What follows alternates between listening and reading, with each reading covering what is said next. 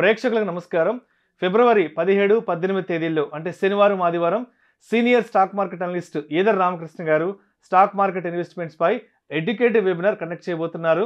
ఆసక్తి ఉన్నవారు ఈ కింద స్క్రోల్ అవుతున్న నెంబర్ కాల్ చేసి వెంటనే మీ రిజిస్ట్రేషన్స్ను పూర్తి చేసుకోగలరు. నమస్తే, వెల్కమ్ టు సుమన్ టీవీ. నేను విష్ణు. ప్రస్తుతంతో పాటు senior market analyst either Ramakrishna గారు ఉన్నారు. వారితో మాట్లాడదాం. సార్ నమస్తే. సార్ ఈదర్ రామకృష్ణ గారు. నమస్తే అండి విష్ణు గారు, అలాగే సుమన్ టీవీ ప్రేక్షకులందరికీ thank you sir. Sir either Ramakrishna గారు, ఏంటి ప్రస్తుత మార్కెట్ల పరిస్థితి? ఎందుకంటే మొన్నటి డిసెంబర్ వరకు మార్కెట్స్ ఆల్ టైమ్ హై అని ప్రతిరోజు మాట్లాడుకున్నాం. అండ్ 2024 ప్రారంభం నుంచి అంటే జనవరి నుంచే మార్కెట్స్ కొలాప్స్ని కూడా చాలా క్లోజ్గా చూసాం. అంటే 72,000 73,000 మార్కెట్ రీచ్ అవుతుంది అనుకున్న దగ్గర నుంచి మళ్ళీ 71,000కి మార్కెట్ వచ్చేసిన పరిస్థితి. సో ఏంటి, ఎలా ఉండబోతోంది నెక్స్ట్ ఫర్దర్గా మార్కెట్? అండ్ బడ్జెట్ ఈవెంట్ ఉంది, తర్వాత కూడా ఎలక్షన్స్ కూడా రాబోతున్నాయి కాబట్టి ఏంటి అసలు ఇక్కడి నుంచి ఇవాళ నుంచి మార్కెట్ని ఏ విధంగా చూడాలి అంటారు? డాక్టర్ సచిన్ రాజ్ అత్యాధునిక వరల్డ్ క్లాస్ ఫిజియోథెరపీ ట్రీట్మెంట్ తో అన్ని రకాల నొప్పులకు శాశ్వత పరిష్కారం. మార్కెట్స్ గత కొద్ది సెషన్స్ నుంచి మనం చూసినప్పుడు చాలా వాలటైల్గా ఉన్నాయండి. ముఖ్యంగా ఎప్పుడైతే హెచ్డిఎఫ్సి రిజల్ట్స్ వచ్చాయో, రిజల్ట్స్ ఒక డిసప్పాయింట్మెంట్ అని భావించారు. అంటే యాక్చువల్ రిజల్ట్స్ బాగున్నాయి, ప్రాఫిట్ గ్రోత్ కానీ అన్ని బ్యాంక్స్ మంచి రిజల్ట్సే ఇచ్చాయి. మీరు అబ్జర్వ్ చేసినట్లయితే కొత్త ఇన్వెస్టర్స్కి చిన్న కన్ఫ్యూజన్ ఉంటుంది. ఎట్లాంటిదంటే రిజల్ట్స్ బాగుంటే షేర్లు పెరుగుతాయి, రిజల్ట్స్ బాగాలేకపోతే షేర్లు తగ్గుతాయి అని అనుకుంటుంటారు. కానీ మీరు అబ్జర్వ్ చేస్తే బాగలేని ఇన్ఫోసిస్ రిజల్ట్స్ వల్ల 7% ఇన్ఫోసిస్ పెరగడం చూసాం. ఇన్ఫోసిస్ రిజల్ట్స్ బాగాలేదు రియల్గా. అలాగే హెచ్డిఎఫ్సి రిజల్ట్స్ బాగున్నాయి కానీ పడిపోయింది. ఇది కొంత కన్ఫ్యూజింగ్ గురి చేస్తూ ఉంటుంది కొత్తగా వచ్చిన ఇన్వెస్టర్స్ అందరికి. దీనికి కారణాలు కనుక మీరు చూస్తే మార్కెట్ ఎప్పుడు ఫ్యూచర్ చూస్తూ ఉంటుంది. అంటే భవిష్యత్తులో ఎలా ఉండబోతుంది కంపెనీని బట్టి ఇప్పుడు వాల్యుయేషన్స్ ఇవ్వడం జరుగుతుందండి. సో ఇప్పుడు వాల్యుయేషన్స్ ప్రకారం మనం చూస్తే భవిష్యత్తులో HDFC bank growth point of వ్యూలో ఇబ్బంది పడే అవకాశాలు ఉన్నాయని వాళ్ళు భావించడం జరిగిందండి. పర్టికులర్గా ఎఫ్ఐస్ భారీ ఎత్తున సెల్లింగ్ చేయడం జరిగింది. మనం అమెరికన్ డిపాజిటరీ రిసీట్స్లో కనుక చూసినట్లయితే ఆ రోజు రిజల్ట్స్ వచ్చిన నైట్ 9% కొలాప్స్ అవటం, తర్వాత నెక్స్ట్ డే కూడా 9% కొలాప్స్ అవటం మనం చూసాం. కానీ మన మార్కెట్లో అది తర్వాత కంటిన్యూగా ఇక్కడ కూడా కొలాప్స్ అవటం చూసాం. సో మొత్తం మీద హెచ్డిఎఫ్సి బ్యాంక్ మీద డౌన్ గ్రేడ్స్ మొదలైనవి. అంటే భవిష్యత్తులో మెయిన్గా అక్కడ ఏం జరిగిందంటే డిపాజిట్స్ అనేవి డిపాజిట్స్లో గ్రోత్ కనిపించడం లేదు. అంటే ఎక్కువ మంది ఇన్వెస్టర్స్, అంటే ఎక్కువ మంది కస్టమర్స్ స్టాక్ మార్కెట్ వైపు మొగ్గు చూపించడం, ఇంట్రెస్ట్ రేట్స్ బాగా తక్కువగా ఉండటం ఇండియాలో ప్రస్తుతం, కేవలం 6% బ్యాంకుల నుంచి రావడం, ఇలాంటి కారణాల చేత ఎక్కువ మంది డిపాజిట్స్ వేయడానికి మొగ్గు చూపించడం లేదు. బ్యాంక్లో క్యాష్ ఖాళీగా ఉంచడానికి మొగ్గు చూపించడం లేదు. ఎందుకంటే మీరు ఏ అసెట్ క్లాస్ తీసుకున్నా కానీ, గోల్డ్ కానీ, రియల్ ఎస్టేట్ కానీ, స్టాక్ మార్కెట్స్ కానీ అన్నీ కూడా 2023లో అద్భుతంగా రాణించాయి. అలాంటి సందర్భాల్లో డిపాజిట్స్ అనేది సాధారణంగా తగ్గడం మామూలే. కానీ దాన్ని ఒక భూతంలాగా చూపించి మార్కెట్ని కొంచెం అంటే మార్కెట్ని కొంచెం అమ్మకాలు జరపడం మనం చూసాం మార్కెట్లో. సో ఈ మార్కెట్లో ఈ అమ్మకాలు ఇవన్నీ కూడా పర్మనెంట్గా అంటే కంటిన్యూస్గా కొనసాగుతాయా లేదా తాత్కాలికంగా బ్రేక్ పడుతుందా లేకపోతే ఎలా ఉండబోతుంది అనేది మనం కొద్ది రోజుల్లోనే మనం చూస్తాము. అంటే మెయిన్గా ఇక్కడ ఎఫ్ఐఎస్ అనేవాళ్ళు సీరియస్గా అమ్మకాలు జరుపుతున్నారు. గత కొన్ని నెలల నుంచి లాస్ట్ 2 years కూడా వాళ్ళ అమ్మకాల్లోనే ఉన్నారు. కానీ మనం ఎలా సర్వైవ్ అయ్యామనేది ఆలోచిస్తే మెయిన్గా డొమెస్టిక్ ఇన్వెస్టర్సు, మన ఇండియన్ ఇన్వెస్టర్సు, రిటైల్ ఇన్వెస్టర్స్ వీళ్ళందరూ భారీ ఎత్తున మార్కెట్లో పెట్టుబడులు పెట్టారు. అది కూడా మ్యూచువల్ ఫండ్స్ ద్వారా. ఈరోజు కనుక మనము రిజర్వ్స్ కనుక చూసినట్లయితే మనకి ఎప్పుడు కూడా మెయిన్గా మనకి ఎస్ఐపిస్ ద్వారా అంటే సిస్టమాటిక్ ఇన్వెస్ట్మెంట్ ప్లాన్ అంటే మ్యూచువల్ ఫండ్స్కి వెళ్తాయి. ఆ డబ్బులు మళ్ళీ మ్యూచువల్ ఫండ్స్ వాళ్ళు స్టాక్ మార్కెట్లో తీసుకొస్తారు. కనీసం అది ఎప్పుడు ఒక 2 లక్షల నుంచి 3 లక్షల కోట్ల రూపాయలు ప్రతి సంవత్సరం వచ్చే అవకాశం ఉంది. అట్లాగే ఒక 6% రిజర్వ్స్ కనుక క్యాష్ రిజర్వ్స్ మ్యూచువల్ ఫండ్స్ ఏదైతే మేనేజ్ చేస్తూ ఉంటాయో అవి కూడా చూస్తే 1 లక్ష నుంచి 1,50,000 కోట్ల రూపాయల దాకా ఉంటాయి. మొత్తం మీద ఒక 4.5 లక్షల కోట్ల రూపాయలు మార్కెట్లో ఎప్పుడైనా పెట్టడానికి సిద్ధంగా ఉండే అవకాశం ఉంది. కాబట్టి ఈవెన్ ఎఫ్ఐస్ వెళ్ళిపోతున్నారని మనం పెద్ద అంటే భయపడాల్సిన అవసరం లేదు. ఎఫ్ఐస్ గత 2 సంవత్సరాల నుంచి అమ్మకాల్లోనే ఉన్నారు. ఇక్కడి నుంచి కూడా అమ్మకాలు జరిపే అవకాశాలు ఉన్నాయి. సో అవకాశాలు ఉన్నప్పటికీ దాన్ని ఎదుర్కొనే స్తోమత అంటే ఎదుర్కొనే శక్తి మన మ్యూచువల్ ఫండ్ ఇండస్ట్రీకి, డొమెస్టిక్ ఇన్స్టిట్యూషనల్ ఇన్వెస్టర్స్కి ఉందని మనం భావించవచ్చు. ఎందుకంటే ఇప్పుడున్న రిజల్ట్స్ చూస్తే. ఇంకా ఎకానమీ పరంగా ఏమన్నా డౌట్ ఉందా అంటే, ఎకానమీ పరంగా మనం ఏమీ భయపడాల్సిన పని లేదు. ఎకానమీ బాగుంది. రాబోయే సంవత్సరాల్లో దాదాపుగా 7% గ్రోత్, జీడిపి గ్రోత్ అనేది కనిపిస్తుందని మన అన్ని అంచనాలు, అంటే పెద్ద పెద్ద బ్రోకింగ్ సంస్థలు, రేటింగ్ ఏజెన్సీస్ అని చెప్పడం జరిగింది. అట్లాగే ఆర్బీఐ ఒక రిపోర్ట్ కూడా అదే చెప్తుంది. 7% గ్రోత్ స్టడీగా ఉండే అవకాశం ఉంది. అట్లాగే ఇన్ఫ్లేషన్ 4.5 దగ్గర కట్టడి చేస్తామని కూడా నమ్మకంగా చెప్తున్నారు. సో కాబట్టి భవిష్యత్తులో గ్రోత్కి వచ్చిన ఇబ్బంది ఏమీ లేదు. ఇండియా గ్రోత్ స్టోరీ ఇంటాక్ట్గా ఉందని చెప్పుకోవచ్చు. కానీ ఏమన్నా ఇబ్బందులు ఉన్నాయా అంటే 1-2 అంశాలు మనం పరిశీలించినట్టయితే, మెయిన్గా నిఫ్టీ కనుక హిస్టారికల్గా చూసినప్పుడు PE రేషియోస్ అనేవి 20 దగ్గర ఉండేవి.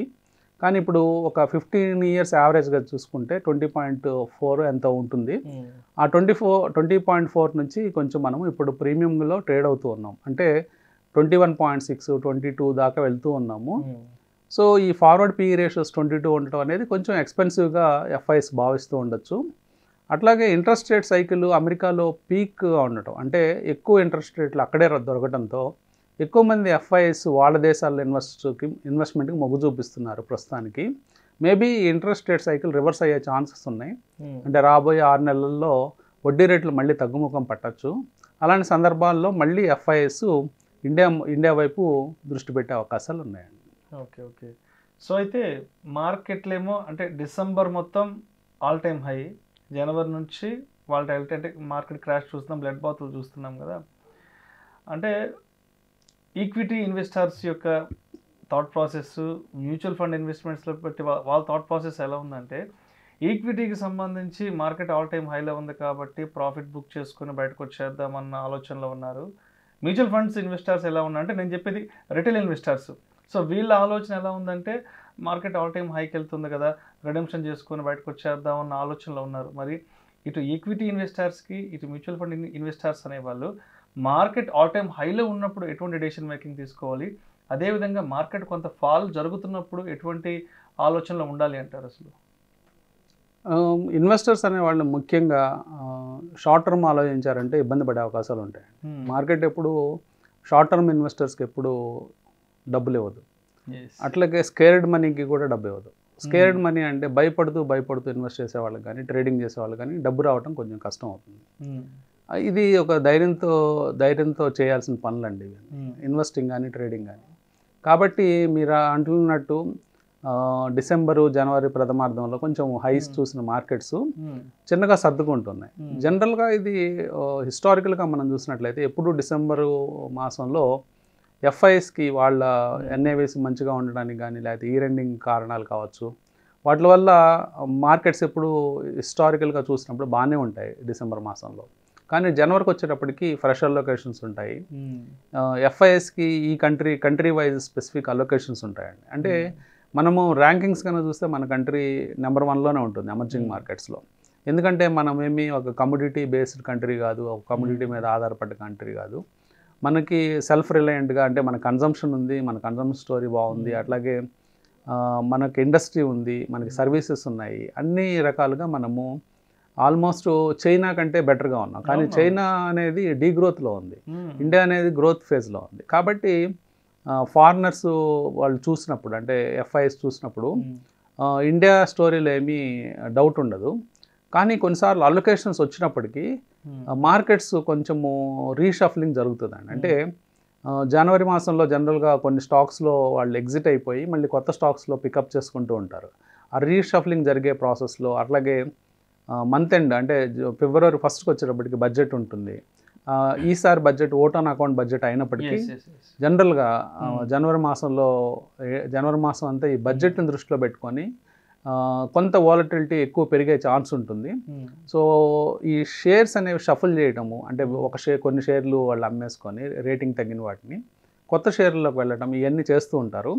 కాబట్టి ఇన్వెస్టర్స్ జనవరిలో ఉండే వాలటిలిటీని చూసి భయపడాల్సిన అవసరం లేదండి. అంటే కొంచెం లాంగ్ టర్మ్ ప్లే చేయాలి. ఇందాక మనం చెప్పుకున్నట్లు షార్ట్ టర్మ్లో ఉంటే మీరు ఇబ్బంది పడతారు, లాంగ్ టర్మ్లో ఉండాలి. అంటే లాంగ్ టర్మ్ అంటే కనీసం యావరేజ్ రేట్ ఆఫ్ రిటర్న్ మీకు మ్యూచువల్ ఫండ్ ఇండస్ట్రీ చెప్పినట్లుగా 14 to 18% ఏదైతే యావరేజ్ రేట్ ఆఫ్ రిటర్న్ మీకు పొందాలనుకుంటే కనీసం మీరు ఒక 5 to 6 years 7 years పాటు మీ జర్నీలో ఉంటే మీకు ప్రాఫిట్స్ వచ్చే అవకాశం ఉంది. అదే కొంతమంది లక్కీగా 2022 చివరిలోనో లేకపోతే 2020లోనో మొదలుపెట్టిన వాళ్ళకి ఇప్పటికే లాభాల్లో ఉంటారు వాళ్ళు. సో వాళ్ళు ఏంటంటే వాళ్ళకి తెలియకుండానే టైమింగ్ చేస్తారు. టైమింగ్ అనేది మనం తెలిసి చేయలేం.